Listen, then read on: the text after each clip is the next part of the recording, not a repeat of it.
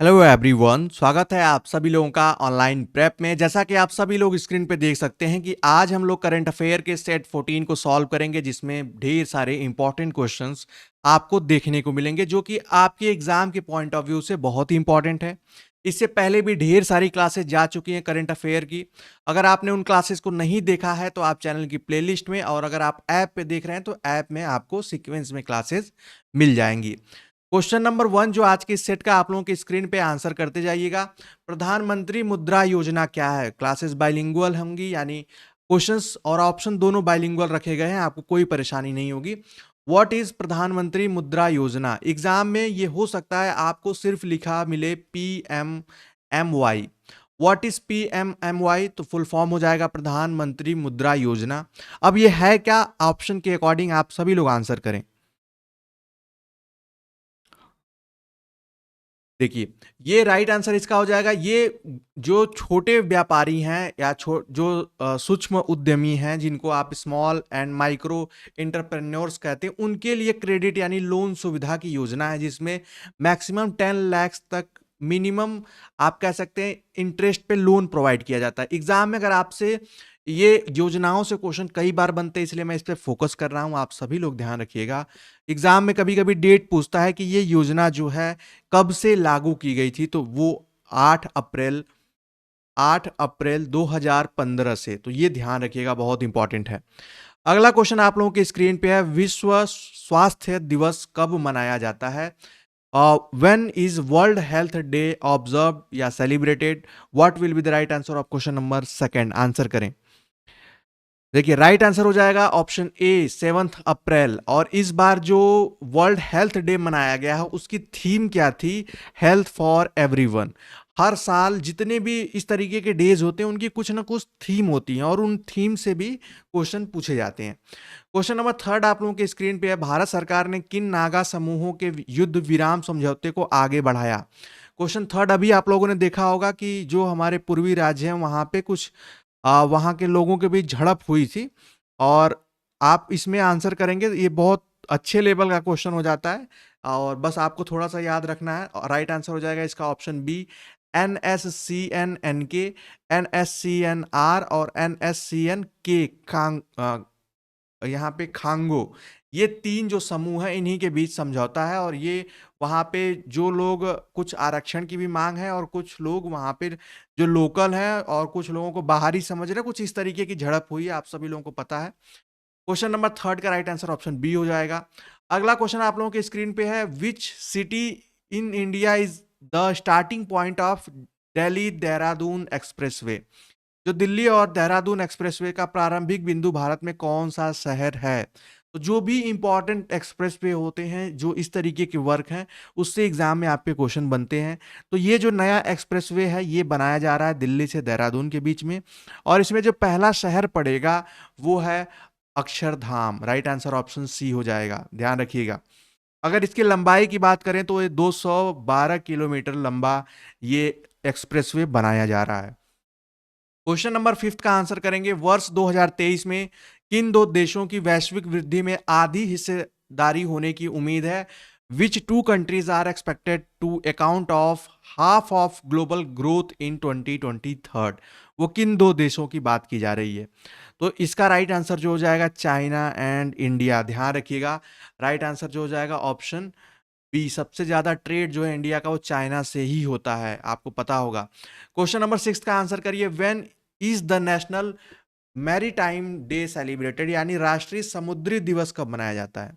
Exam में बहुत rare, अगर कभी कभी कुछ उस तरीके के क्वेश्चन पूछता है जो यूजली नहीं पूछा जाता है, तो ये आप याद रखेंगे कि ये सेलिब्रेट किया गया है अप्रैल में ही। कब? तो वो 5 अप्रैल को।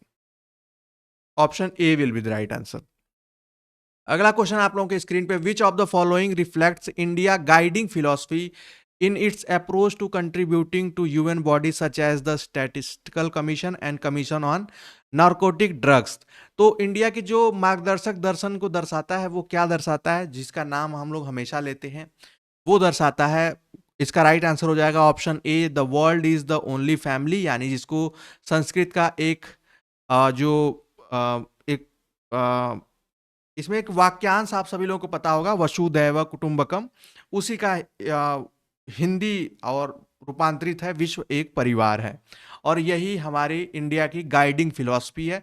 एग्जाम में एक बार मैच द कॉलम में ये क्वेश्चन पूछा गया था, तो राइट आंसर हो जाएगा ऑप्शन ए, ध्यान रखिएगा। क्वेश्चन नंबर 8 का आंसर करेंगे, who was awarded the Padma Shri for their work in rehabilitating leprosy affected people, यानी कुष्ठ रोग से प्रभावित लोगों के पुनर्वास के में किए गए कार्य के लिए किसे पद्मश्री से सम्मानित किया गया। अगर कोई ऐसा विशिष्ट और स्पेसिफिक पर्सन है जिसका कोई एक फील्ड में बहुत बड़े कंट्रीब्यूशन पे उसको अवार्ड दिया गया है, तो इसका राइट आंसर क्या हो जाएगा। आप ये नाम याद रख सकते हैं, ऑप्शन बी है गजानन जगन्नाथ माने। राइट आंसर ऑप्शन बी हो जाएगा। इन्हें कुष्ठ रोग से प्रभावित लोगों के पुनर्वास संबंधित कार्यों में इनको पद्मश्री अवार्ड दिया गया। क्वेश्चन नंबर 9 हो जाएगा, what is the capacity of the indigenous pressurised heavy water reactor plant to be set up by the government. सरकार द्वारा स्थापित किए जाने वाले स्वदेशी दाबित भारी जल रिएक्टरों की क्षमता कितनी है। तो अभी ये इस प्रोजेक्ट पे वर्क चल रहा है। इसका जो राइट आंसर हो जाएगा वो हो जाएगा 700 megawatt in the fleet mode. Option C will be the right answer. जितने भी इस तरीके के प्लांट होते हैं, हालांकि थोड़ा सा क्वेश्चन लेवल इसका हाई है, बट आपके एग्जाम में ऐसे क्वेश्चन आ सकते हैं।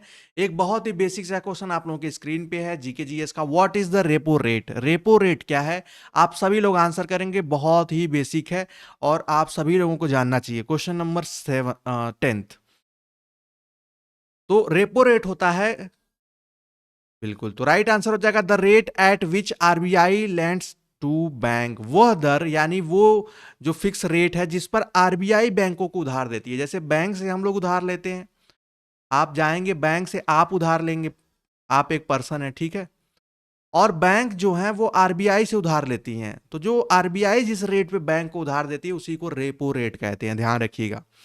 और इसी का उल्टा हो जाता है रिवर्स रेपो रेट, जब आरबीआई को जरूरत पड़ेगी और वो बैंकों से लेगी तो उसको रिवर्स। क्वेश्चन नंबर 11 का आंसर करेंगे, भारत के राष्ट्रीय हरित हाइड्रोजन मिशन तहत शुद्ध शून्य के उत्सर्जन के लिए लक्ष्य वर्ष क्या है। यानी what is the target year for net zero emission under. और नेट जीरो एमिशन के बारे में मैंने आपको पहले बताया था, ये कार्बन उत्सर्जन से संबंधित है कि उसको कम करना है। और India's national green hydrogen mission क्या रखा गया है कि जिसमें कार्बन के उत्सर्जन को, एमिशन को सबसे कम किया जा सके। और इसका आप सभी लोग आंसर करेंगे। राइट आंसर जो हो जाएगा ऑप्शन सी हो जाएगा। 2070 तक का ये मिशन टारगेट सेट किया गया है कि उस समय तक नेट जीरो एमिशन इंडिया के अंदर देखने को मिलेगा। क्वेश्चन नंबर 12 का आंसर करेंगे, स्टैंड अप इंडिया योजना किस तारीख को शुरू की गई थी। आप, ये बहुत इंपॉर्टेंट क्वेश्चन है। एग्जाम में जो इस तरीके की योजनाएं हैं जो इस साल उनका उसमें अच्छा ग्रोथ देखने को मिल रहा है या उससे लोगों को फायदा देखने को मिल रहा है, तो वो एग्जाम में क्वेश्चन बन सकते हैं। तो आप ऑप्शन के अकॉर्डिंग देख सकते हैं, इनकी डेट है 15-16। अब इसमें क्या होगा, और इसमें स्टैंड अप जो ये स्टैंड अप इंडिया स्कीम है वो बेसिकली किसको प्रमोट करती है, तो वो उद्यमशीलता, एंटरप्रेन्योरशिप को, रोजगार को सृजित करने की योजना है। और इसका राइट आंसर जो हो जाएगा वो हो जाएगा 5 अप्रैल 2016। Right answer will be option C, ध्यान रखिएगा। अगला क्वेश्चन आप लोगों के स्क्रीन पे, किस कंपनी ने तेलंगाना में अपने 3D मुद्रित धवन सेकेंड इंजन का सफलतापूर्वक परीक्षण किया है। आपको बता दें ये कंपनी जो है ये एक तरीके से कमर्शियल कंपनी है और इंडिया में भी ऐसी कमर्शियल कंपनी है, उसका नाम है स्काई रूट एरोस्पेस। ध्यान रखिएगा, ये स्काई रूट एरोस्पेस जो है ये एक तरीके की निजी यानी प्राइवेट जो स्पेस कंपनी है जो कि इस फील्ड में वर्क कर रही है। तो राइट आंसर क्या हो जाएगा, ऑप्शन ई हो जाएगा, ये तेलंगाना में सिचुएटेड है।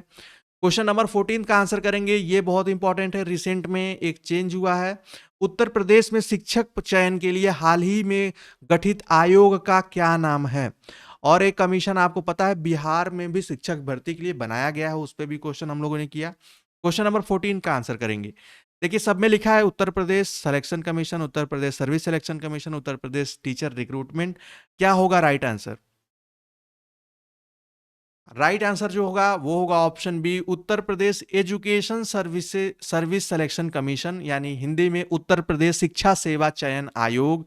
और जिसकी जो स्थापित किया गया है, वो डेट आप याद रख सकते हैं, वो 4 अप्रैल 2023 को।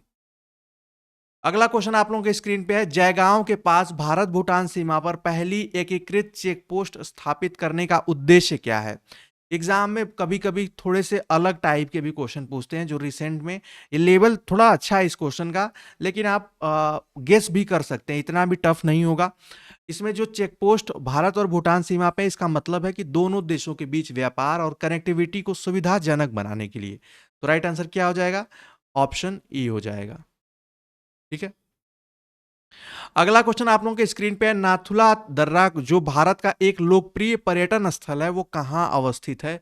ये करंट अफेयर में जीके जीएस का क्वेश्चन है, आप सभी लोग आंसर करेंगे। व्हाट इज द या where is located Nathula pass which is popular for tourist destination in India? Question 16 का आंसर बताएं। राइट आंसर हो जाएगा option C, on the border with China. India और चाइना बॉर्डर पे ये नाथुला पास है। नाथुला पास का मतलब ये होता है कि पहाड़ों के बीच में आ, जो रास्ते होते हैं, जो नेचुरल रास्ते बने होते हैं, उसी को कहते हैं पास। ठीक है, पासेज। अगला क्वेश्चन आप लोगों के स्क्रीन पे है, भूटान का राजा कौन है? Who is the king of Bhutan? Exam में इस तरीके के क्वेश्चन आपसे पूछे जाते हैं, लेकिन यहाँ पे ऑप्शन देखकर आप बहुत आसानी से आंसर कर पाएंगे। लेकिन अगर ऑप्शन अगर थोड़ा टफ देता तो वो आप इसको आसानी से नहीं कर पाते, क्योंकि आपको याद रहना चाहिए वह भूटान का राजा कौन है। Who is the king of Bhutan? Right answer will be option B, Jigme Khesar Namgyel Wangchuck. Right answer क्या हो जाएगा? ऑप्शन बी हो जाएगा। और ये उनके विदेश मंत्री हैं डॉक्टर टांडी दुर्जी। अगला क्वेश्चन आप लोगों के स्क्रीन पे है, चंद्रमा के चारों ओर नासा के 10 दिवसीय मानव मिशन का मिशन कमांडर कौन होगा? बहुत इंपॉर्टेंट क्वेश्चन है। नासा आपको पता है कि 10 दिनों का एक ह्यूमन मिशन मून के अराउंड भेजने वाला है। उसमें 4 लोगों की टीम है, उस 4 टीम में मिशन कमांडर किसे बनाया गया है? एग्जाम में इससे भी क्वेश्चन आ सकता है, ये बहुत इंपॉर्टेंट है। तो राइट आंसर हो जाएगा option C, Reid Wiseman को। Option C will be the right answer. अगला क्वेश्चन आप लोगों के स्क्रीन पे है, अगर एग्जाम में ये भी क्वेश्चन आ सकता है कि चंद्रमा के चारों ओर 10 दिवसीय मिशन भेजने वाला कौन सी संस्था है, तो वहां पे आपको ऑप्शन में नासा, इसरो और आपको यूरोपियन जो एरोस्पेस एजेंसी है उसका भी नाम आ सकता है। क्वेश्चन नंबर 19 का आंसर करेंगे, 1 अप्रैल 2023 को किसे नौसेना का उप प्रमुख नियुक्त किया गया? एग्जाम में आपको इजिली प्रमुख आप याद कर लेते हैं, लेकिन एग्जाम में क्वेश्चन वाइस चीफ से भी आता है। Who has appointed vice chief of naval staff on 1 अप्रैल 2023? और आप ये भी कमेंट करेंगे, आप ये भी बताएंगे कि नौसेना का प्रमुख किसे नियुक्त किया गया है, यानी अभी प्रेजेंट में नौसेना का प्रमुख कौन है। और राइट आंसर क्या हो जाएगा 19 का? तो ये हो जाएगा option C, vice admiral Sanjay Jasjit Singh. Option C हो जाएगा। अगला क्वेश्चन आप लोगों के स्क्रीन पे है, क्वेश्चन नंबर 20 है, what is the growth rate of NTKM यानी net ton kilometre of Indian railways in financial year 2022 to 2023? वित्त वर्ष 2022 से 23 में भारतीय रेलवे के एनटीकेएम में की विकास दर क्या है? यानी ये जो दर है, ये जो रेट है, ग्रोथ रेट है, ये किसको शो करता है? ये शो करता है कि कितने जो गुड्स कैरियर्स अभी मतलब मालों की ढुलाई हुई है, जितनी चीज़ों को सबसे ज़्यादा अर्निंग जो होती है वो उसी रेलवे की उसी में होती है, जितने वो गुड्स कैरियर का वर्क करती है, यहाँ से यहाँ ट्रांसपोर्टेशन का वर्क करती है और वस्तुओं के, सामान के, तो उसमें देखी गई है इस बार 10% की ग्रोथ। तो राइट आंसर ऑप्शन ए हो जाएगा, और ये अब तक की सबसे अधिक ग्रोथ है, ये ध्यान रखिएगा। अगला क्वेश्चन है, क्वेश्चन नंबर 21 है, what is the theme of second G20 empower meeting of ministry of women and child development?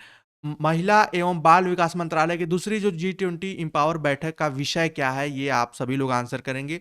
तो आप एक चीज ध्यान रखिएगा, जब भी विषय की बात आएगी तो उसमें इंपावरमेंट जरूर जुड़ा होगा। और इंपावरमेंट किस में जुड़ा है? ऑप्शन ए और डी में। राइट आंसर ऑप्शन ए होगा, women empowerment. A win win हाँ, a win win for equity and economy, महिला अधिकारिता, समानता और अर्थव्यवस्था के लिए जीत जीत, तो ये उसका विषय रखा गया है। अगला क्वेश्चन आप लोगों के स्क्रीन पे क्वेश्चन नंबर 22 आप देख सकते हैं, आंसर करेंगे विच player defeated PV Sindhu in the final of Madrid Spain masters 2023। Exam में अगर क्वेश्चन पूछे मैड्रिड स्पेन मास्टर्स किस गेम से रिलेटेड है तो आप टिक करेंगे, ये भी आप याद रखें।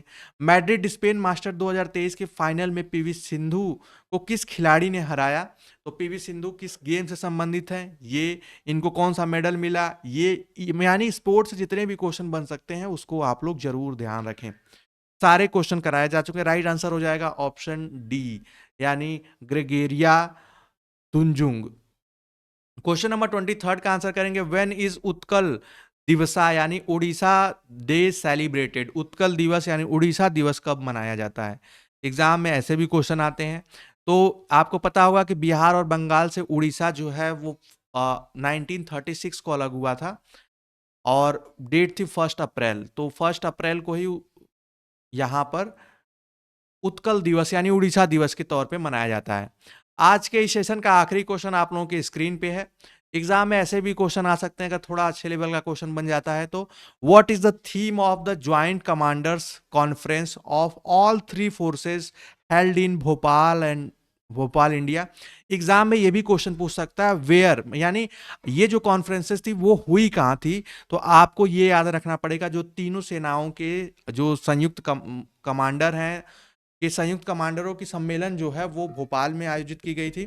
और इसका जो विषय जो था, सब्जेक्ट जो था, थीम क्या थी, वो भी आपके एग्जाम में इससे क्वेश्चन बन सकता है। तो इसकी थीम थी रेडी, रिसर्जेंट और रेलिवेंट। राइट आंसर क्या हो जाएगा, ऑप्शन सी हो जाएगा, यानी तैयार, पुनरुत्थान और प्रासंगिक। तो ये इस थीम के साथ ये बैठक हुई थी। आज के इस क्लास में हम लोगों ने इंपॉर्टेंट 24 क्वेश्चन देखे जो कि आप लोगों के डिफरेंट डिफरेंट फील्ड से क्वेश्चन है। अगर आप बस इनको सुने रहते हैं तो आपको एग्जाम में अगर ऐसे क्वेश्चन आते हैं तो आप ऑप्शन देखकर उन्हें जरूर आंसर कर पाएंगे, यही खास बात है। करंट बस आपको सुना होना चाहिए, अगर सुना ही नहीं रहेगा तो आप गेस भी नहीं कर पाएंगे। आई होप आज की क्लास आप लोगों को पसंद आई होगी। आगे की और भी अगर क्लासेस जैसे जरूरत पड़ेगी तो आप लोगों को बता दिया जाएगा।